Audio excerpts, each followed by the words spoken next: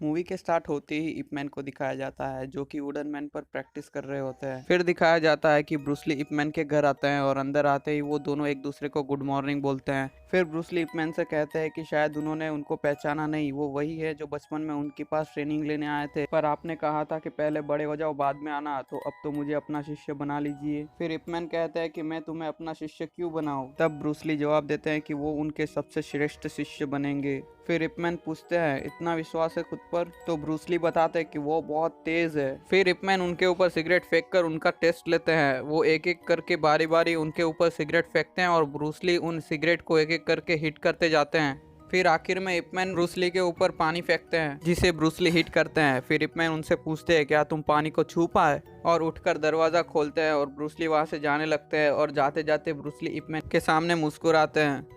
Next scene में school दिखाते हैं जहाँ बच्चों की छुट्टी हो रही होती है और वहाँ दो बच्चे आपस में कुंफू फाइट कर रहे होते हैं, जो फाइट करते हुए आपस में एक दूसरे को चोट पहुंचा देते हैं। तभी उनकी टीचर वहां आती है और उनके कान पकड़कर उन्हें वहां से ले जाती है। नेक्स्ट सीन में दिखाते हैं कि इपमैन की पत्नी उन दोनों बच्चों का इलाज कर रही होती है क्योंकि उन दोनों में से एक बच्चा इपमैन का भी होता है। उन बच्चों की टीचर इपमैन की पत्नी से कहती है कि वो बच्चे बहुत शैतानी करने लगे हैं। फिर इपमैन की पत्नी दूसरे बच्चे से पूछती है जिसका नाम फोंग होता है कि तुम्हारे पापा करते क्या है, वो बिजी रहते हैं क्या। तो फोंग जवाब देता है कि वो रिक्शा चलाते हैं। तभी इपमैन वहां आते हैं और माफी मांगते हैं और उनके बेटे को डांटने लगते हैं जिसका नाम चिंग होता है। तभी फोंग वहां टेबल पर पड़ा हुआ अंडा खाने के लिए उठाता है, लेकिन इपमैन की पत्नी मना कर देती है क्योंकि उस अंडे से उन दोनों बच्चों की चोट पर सिकाई की होती है। तब इपमैन कहते हैं कि वो दोनों बच्चों को डिनर करा देते हैं, जब तक फोंग के पिता वहां आएंगे तब तक वो खाना भी खा लेंगे। फिर इपमैन, उनकी पत्नी और दोनों बच्चे उनके घर जाते हैं। फिर सब लोग डिनर कर रहे होते हैं और डिनर पर चिंग फोंग से माफ़ी मांगता है।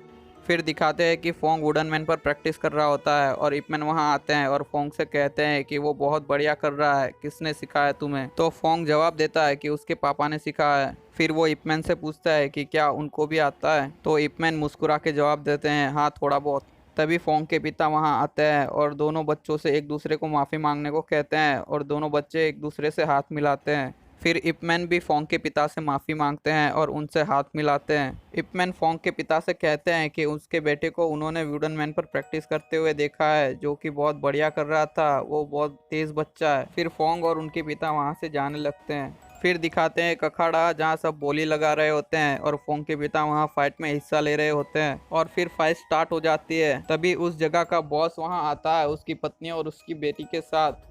फिर एक बंदा सांग से कहता है कि बॉस आ गए। सांग वो बंदा होता है जो कि वहाँ फाइट हैंडल कर रहा होता है। फिर सांग उसके बॉस के पास जाता है और उसको लेके ऑफिस में जाता है। फिर सांग उसके बॉस को 2 हफ्तों के पैसे देता है और बॉस सांग को शाबाशी देता है और पूछता है कि बाकी बिजनेस का क्या हाल है। तब सांग जवाब देता है कि वो स्कूल उसको खाली करने के लिए उसे 1 महीने का टाइम चाहिए, लेकिन बॉस सिर्फ 2 हफ्तों का टाइम देता है और सांग कहता है कि कोई बात नहीं, मैं कर लूंगा। तो बॉस उसे कहता है कि उस स्कूल के बिना उन सब का कोई मतलब नहीं है। फिर वो फोंग के पिता को फाइट करते हुए देखता है और सांग से पूछता है कि वो किस तरह का कुंफू है। तो सांग जवाब देता है कि वो विंग चुंग है, वो सबसे पावरफुल कुंफू है। तभी फोंग के पिता उस अपोनेंट को हरा देते हैं। फिर नेक्स्ट सीन में दिखाते हैं कि मास्टर टिन एक रेस्टोरेंट में एक रिपोर्टर को अपना टेबल दिखा रहे होते हैं क्योंकि वहाँ सब मास्टर्स के अलग अलग टेबल होते हैं। तभी इपमैन वहाँ आते हैं और रिपोर्टर और मास्टर टिन से मिलते हैं।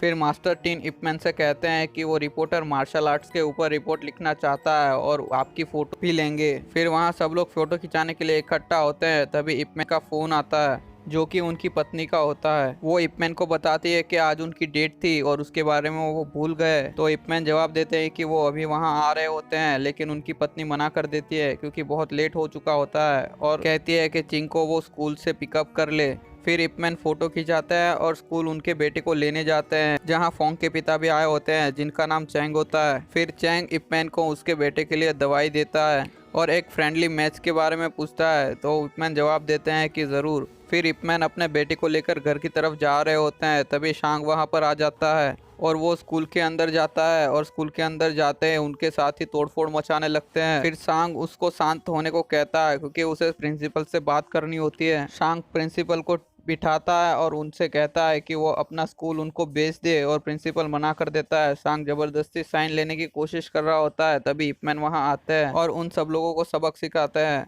और पुलिस को फोन करते हैं। तभी सांग के साथी स्कूल टीचर के ऊपर चाकू तान देते हैं और सांग को छोड़ने के लिए बोलते हैं। नेक्स्ट सीन में दिखाता है कि पुलिस टीचर और प्रिंसिपल से पूछताछ कर रही होती है और इपमैन और पुलिस इंस्पेक्टर बात कर रहे होते हैं, जो कि कहते हैं कि हांगकांग का क्राइम रेट बढ़ता जा रहा है। और फिर ऑफिसर इपमैन से कहते हैं कि उनको उनकी मदद चाहिए, वो स्कूल पर नजर रखे। और फिर ऑफिसर चले जाते हैं। फिर सांग को दिखाते हैं जो कि शराब पी रहा होता है और वो बोलता है कि वो इपमैन को छोड़ेगा नहीं। फिर नेक्स्ट सीन में दिखाते हैं कि स्कूल के दरवाजे के ऊपर लकड़ियां लगा दी गई और पूरा रास्ता बंद कर दिया गया है। तभी इपमैन वहां आते हैं और उनके स्टूडेंट सब लकड़ियां और ताले तोड़कर दरवाजा खोल देते हैं। फिर सब बच्चे स्कूल में जा रहे होते हैं। तभी कुछ गुंडों को दिखाते हैं जो कि वहां देख के चले जाते हैं, जो कि इपमैन देख लेते हैं। और फिर इपमैन उनके स्टूडेंट्स को कहते हैं कि आज रात तो वहीं रुकेंगे।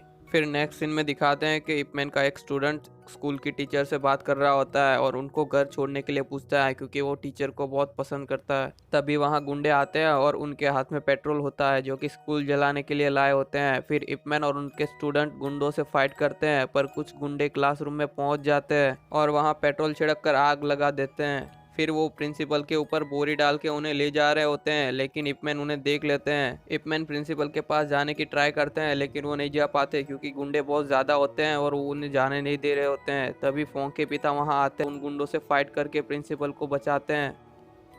फिर सब गुंडे वहाँ से भाग जाते हैं।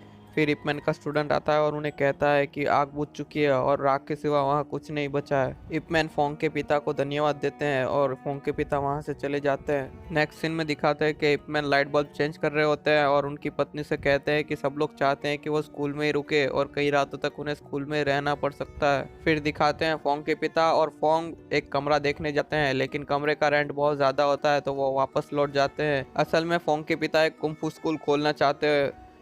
नेक्स्ट सीन में दिखाता है कि इंस्पेक्टर उसके कैप्टन से बात करने आया होता है और कैप्टन को सारे रिपोर्ट देता है, लेकिन उसका कैप्टन बोलता है कि अब से उस केस को वही संभालेगा और इंस्पेक्टर को उस केस से हटा देता है क्योंकि कैप्टन गुंडों से मिल गया होता है। नेक्स्ट सीन में दिखाते हैं कि इपमैन स्कूल की रखवाली कर रहे होते हैं और उनके स्टूडेंट आपस में बात कर रहे होते हैं कि लोग उन्हें बोलते हैं कि वो सब वॉचमैन बन जाए। फिर इपमैन की पत्नी को दिखाते हैं जिसके पेट में बहुत ज्यादा दर्द हो रहा होता है। फिर वो दवाई लेने जाती है और दवाई लेके घर आ जाती है। नेक्स्ट सीन में दिखाते हैं कि मास्टर टीन इपमैन के पास आते हैं और उनसे कहते हैं कि वो सांग को सबक सिखाएंगे, क्योंकि सांग उनका पुराना स्टूडेंट होता है और गुस्से में बहुत जोर से हाथ मारते हैं टेबल के ऊपर और टेबल टूट जाता है। फिर मास्टर टीन सांग के पास जाने लगते हैं और इपमैन उनके पीछे पीछे जाते हैं और उन्हें रोकने की कोशिश करते हैं, पर वो सांग के पास पहुंच ही जाते हैं। मास्टर टीन सांग के पास पहुंच के सांग को बहुत डांटते हैं और उसे एक थप्पड़ भी लगा देते हैं, लेकिन फिर सांग मास्टर टीन के ऊपर चाकू से हमला करता है जो कि इपमैन रोक देते हैं। फिर सांग के सब गुंडे इपमैन के ऊपर हमला करने के लिए सब तरह के हथियार लेके आ रहे होते हैं, लेकिन तभी ऑफिसर वहां आ जाते हैं और सांग को वार्निंग देते हैं। फिर नेक्स्ट सीन में दिखाते हैं इपमैन और ऑफिसर बात कर रहे होते हैं और ऑफिसर इपमैन को बताता है कि सांग के बॉस ने उसके कैप्टन को खरीद लिया है और उसे उस केस से हटा दिया है, अब वो कुछ नहीं कर सकता। फिर इपमैन अपने घर जाते हैं और देखते हैं उनकी पत्नी और उनका बेटा सो रहा होता है और टेबल पर उनके लिए खाना रखा होता है, तो खाना खाकर वो वहीं चेयर के ऊपर सो जाते हैं। फिर नेक्स्ट सीन में दिखाते हैं कि इपमैन की पत्नी हॉस्पिटल में डॉक्टर के पास आई होती है और डॉक्टर उन्हें बताते हैं कि उन्हें कैंसर हो गया है। फिर वो इपमैन को बताने के लिए स्कूल जाते हैं, लेकिन उनके आसपास बहुत सारे लोग देखकर वो वापस लौट जाते हैं। नेक्स्ट सीन में दिखाते हैं कि फोंग के पिता अखाड़े में फाइट कर रहे होते हैं और वो फाइट जीत जाते हैं। फिर सांग उनसे कहता है कि वो उसके साथ मिल जाए और उसके मास्टर से फाइट करे, क्योंकि उसके मास्टर ने उसे थप्पड़ मारा होता है। फिर फोंग के पिता कहते हैं अगर वो मना करेंगे तो क्या करेगा, तो फोंग जवाब देता है कि वापस कभी फाइट करने के लिए इस जगह मत आना। तो फोंग के पिता कहते हैं कि टेबल पर रखे हुए सारे पैसे उन्हें चाहिए और सांग उसे वो सब पैसे दे देता है। नेक्स्ट सीन में दिखाते हैं कि फोंग के पिता मास्टर टीन की दुकान में आते हैं और फाइट करते हैं और फाइट के दौरान उनका हाथ तोड़ देते हैं। नेक्स्ट सीन में दिखाते हैं कि इपमैन अपने घर से जा रहे होते हैं, तभी उनकी पत्नी वहां आती है और उन्हें कहती है कि ये कितने दिन और चलेगा। तो इपमैन जवाब देते हैं बस कुछ ही दिनों की बात है और उसकी तबीयत के बारे में पूछते हैं कि क्या तुम ठीक हो।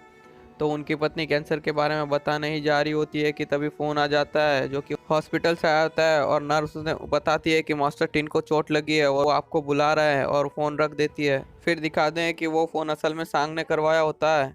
फिर इपमैन मास्टर टीन से मिलने आते हैं और वहीं सांग बच्चों को किडनैप कर लेता है, जिसमें इपमैन का बेटा और उसका दोस्त फोंग भी शामिल होता है। और इपमैन के स्टूडेंट को सांग के गुंडे मारते हैं और फिर सांग बताता है कि वो प्रिंसिपल को लेके शिपयार्ड 2 घंटे में आ जाए, वरना वो बच्चों को बेच देगा। और वहीं बातों बातों में इपमैन को पता चलता है कि फोन मास्टर टीन ने नहीं करवाया था, तो इपमैन तुरंत स्कूल जाते हैं और उन्हें वहाँ स्कूल टीचर से पता चलता है कि सांग बच्चों को किडनैप करके ले गया है।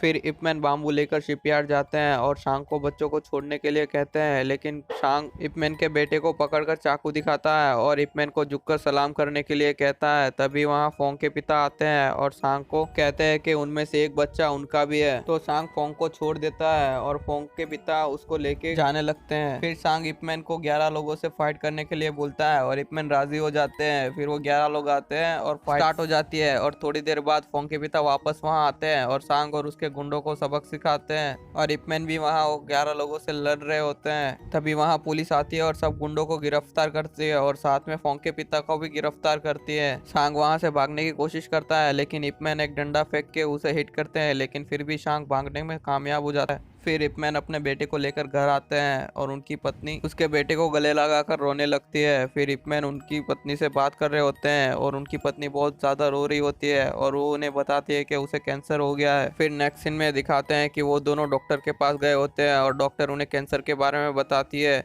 कि वो अब ठीक नहीं हो सकता। तो इपमैन की पत्नी डॉक्टर से पूछती है कि अब उसके पास कितना टाइम बचा है, तो डॉक्टर उसे कहते हैं कि सिर्फ 6 महीने बचे हैं।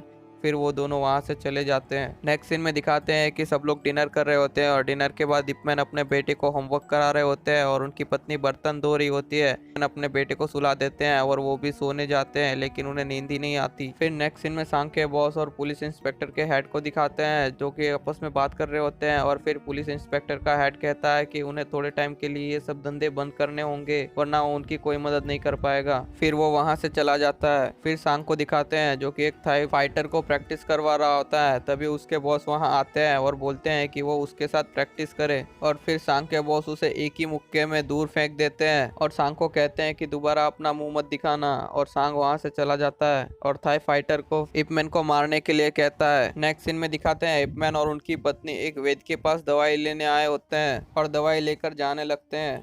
फिर वो जैसे ही लिफ्ट में जाते हैं थाई फाइटर वहां आ जाता है और लिफ्ट में उनके साथ उतरता है और फिर वो उसकी चप्पल उतारता है। तो इपमैन समझ जाते हैं कि वो फाइट करने वाला है, तो इपमैन दवाई उसकी पत्नी के हाथ में दे देते हैं। फिर थाई फाइटर हमला करता है और फिर फाइट स्टार्ट हो जाती है। इपमैन अपनी पत्नी को कवर देते हुए फाइट कर रहे होते हैं और जैसे ही लिफ्ट रुकती है तो इपमैन उसका दरवाजा खोल के थाई फाइटर को बाहर ले जाते हैं और फाइट करते हुए उसे ग्राउंड फ्लोर तक ले जाते हैं और फिर उसे भगा देते हैं। तभी उनकी पत्नी भी वहां आ जाती है और वो इपमैन को देखकर मुस्कुराती है और वो दोनों अपने घर चले जाते हैं।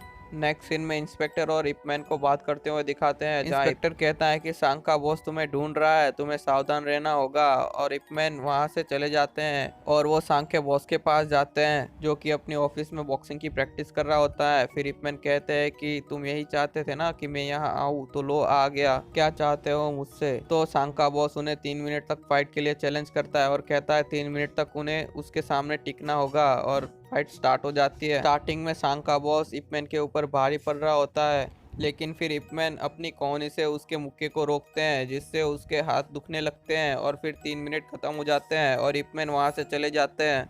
नेक्स्ट सीन में दिखाते हैं कि फोंग और उसके पापा फिर से उस रूम को रेंट पर लेने जाते हैं और इस बार उसकी मालकिन को पैसे देकर रूम रेंट पर ले लेते हैं। फिर रूम की मालकिन उसको न्यूज़पेपर दिखाती है और इपमैन की फ़ोटो दिखाती है और बताती है कि इपमैन कितने फेमस है। नेक्स्ट सीन में फोंग के पिता रिपोर्टर के पास जाते हैं और उसे एक चैलेंज के बारे में छापने को कहते हैं जो कि उसके और इपमैन के बीच होने वाला था, लेकिन रिपोर्टर मना कर देता है और कहता है कि पहले उसे कुंफू वर्ल्ड में उसकी योग्यता साबित करनी होगी, तभी वो छापेगा। फिर फोंग के पिता वहाँ के सब जानी मानी कुंफू मास्टर्स को एक एक करके बारी बारी से हराते हैं और रिपोर्टर उसके बारे में अखबार में छापता है। फिर नेक्स्ट सीन में दिखाते हैं कि फोंग के पिता ने उनका कुंफू स्कूल खोल लिया होता है और वहीं वो इपमैन को चैलेंज देते हैं और फाइट के लिए बुलाते हैं और उसके बारे में पेपर में भी छपता है जो कि इपमैन और उसकी पत्नी देख लेते हैं, लेकिन इपमैन कोई रिएक्शन नहीं देते हैं। फिर दिखाते हैं कि इपमैन अपनी पत्नी को लेकर मूवी के लिए जाते हैं और बाहर घूमने के लिए जाते हैं। फिर वो डॉक्टर के पास जाते हैं और वहीं फोंग के पिता एक बड़े कुंफू मास्टर बन गए होते हैं। फिर नेक्स्ट सीन में दिखाते हैं कि इप मैन डांस सीखने के लिए एक डांस स्कूल में जाते हैं जहां उन्हें ब्रूसली मिलते हैं और ब्रूसली उनसे कहते हैं कि वो उन्हें अपना शिष्य कब बनाएंगे। तो इप मैन बताते हैं कि उन्होंने कभी मना किया ही नहीं, वो दरवाजा उनके जाने के लिए नहीं खोला था। और उसी बात पर ब्रूसली मुस्कुराते हैं और वहीं फाइट की तारीख आ जाती है और सब लोग इकट्ठा हो जाते हैं। लेकिन वहां पर इप मैन नहीं आते हैं क्योंकि वो अपनी पत्नी को लेकर डेट पर गए होते हैं, क्योंकि उनके आखिरी वक्त में वो उनके साथ रहना चाहते हैं। और 3 बज जाते हैं और इप मैन वहां नहीं आने के कारण फोंग के पिता को विजेता घोषित कर दिया जाता है और अब से वो विंग चुंग को रिप्रेजेंट करेंगे। और वहीं इप मैन की पत्नी डांस करते करते बेहोश हो जाती है और इप मैन उन्हें लेकर हॉस्पिटल में जाते हैं जहां डॉक्टर उन्हें कहते हैं कि उनकी हालत बहुत खराब होती जा रही है और थोड़े दिनों के लिए उन्हें हॉस्पिटलाइज करना पड़ेगा। फिर इप मैन उनकी पत्नी के लिए सूप बनाते हैं और वो लेकर वो हॉस्पिटल जाते हैं और उनकी पत्नी को पिलाते हैं और वो सब एक साथ टाइम बिताते हैं। फिर इप मैन की पत्नी एक लेटर लिखती है जो उसके बेटे को देती है और उसे फोंग को देने के लिए कहती है। इप मैन की पत्नी की हालत बहुत खराब होती जा रही होती है और वो इप मैन को कहती है कि मुझे फोटो खिंचानी है और इस बात पे इप मैन भावुक हो जाते हैं। फिर वो सब लोग एक साथ फोटो खिंचाते हैं और घर आते हैं। फिर इप मैन की पत्नी इप मैन से कहती है कि अगर वो बीमार ना हुई होती तो वो फाइट में हिस्सा लेते। इस बात पर इप मैन हाँ कहते हैं और इप मैन की पत्नी कहती है कि उसने एक नई डेट फिक्स की है फोंग के पिता के साथ फाइट करने के लिए और वो कहती है कि उसे प्रैक्टिस करते हुए उन्हें देखना है। फिर इप मैन वुडन मैन के ऊपर प्रैक्टिस करते हैं। फिर वो दोनों फोंग के पिता के पास जाते हैं जहां फोंग के पिता और इप मैन फाइट करने वाले थे। फोंग के पिता और इप मैन लंबी डंडियों से फाइट स्टार्ट करते हैं और बहुत अच्छी तरह एक दूसरे का सामना करते हैं। फिर वो दोनों हथियार बदलते हैं और बहुत तेजी से हाथ चला रहे होते हैं और उसी में फोंग के पिता के हथियार छूट जाते हैं। फिर दोनों हाथों से फाइट करते हैं और फोंग के पिता इप मैन की आंखों पर वार करते हैं। फिर इप मैन फोंग के पिता के वार के आवाज सुन के ही डिफेंस करते हैं और मौका देखते ही उनके पेट पे हमला करते हैं और 2 बार 1 इंच पंच का यूज करते ही फोंग के पिता हार जाते हैं। फिर इप मैन की कुछ पुरानी यादें दिखाते हैं और दिखाते हैं कि इप मैन कुर्सी पर बैठे हुए होते हैं और घड़ी देख रहे होते हैं जिसमें उनकी पत्नी की फोटो लगी होती है और मूवी वहीं खत्म हो जाती है।